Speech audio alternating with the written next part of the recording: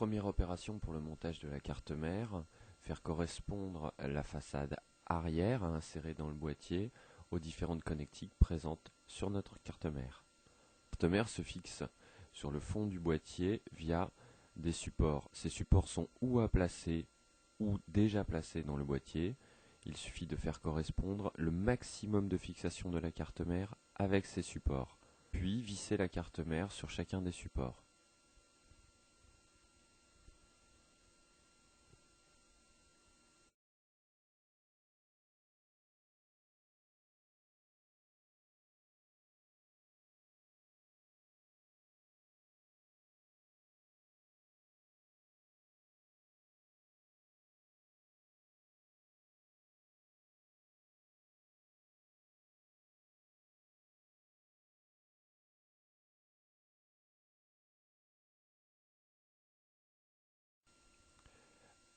Les cartes mères récentes disposent d'une carte son. La nôtre dispose même mieux d'une carte d'extension disposant de sorties optiques et d'entrées Firewire.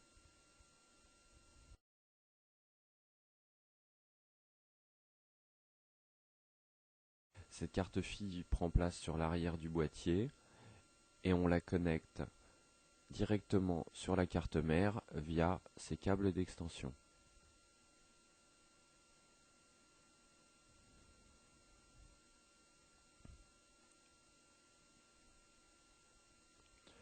Pas de problème pour l'installation des barrettes mémoire. Des détrompeurs sont là pour éviter une erreur. Il suffit de placer la barrette verticalement et d'appuyer sur ses deux extrémités. Vérifiez toutefois sa fixation. Seul moment où le manuel est utile pour l'installation d'une carte mère, les différents éléments comme l'allumage, la diode du disque dur sont à connecter du boîtier sur la carte mère.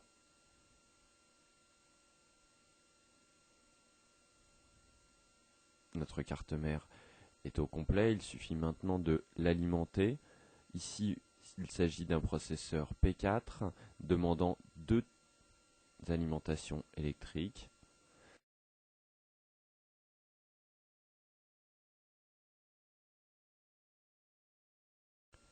Reste maintenant à refermer notre boîtier. Dans le cas présent, il s'agit d'un système pivotant, plus facile pour l'installation des composants internes.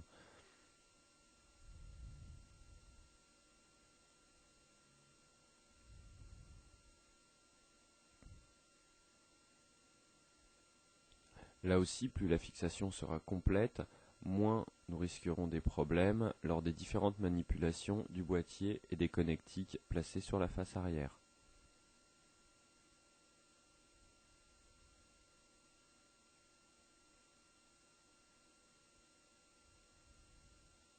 Notre boîtier complet avec toutes ces cartes, sans et avec ces boîtiers d'extension.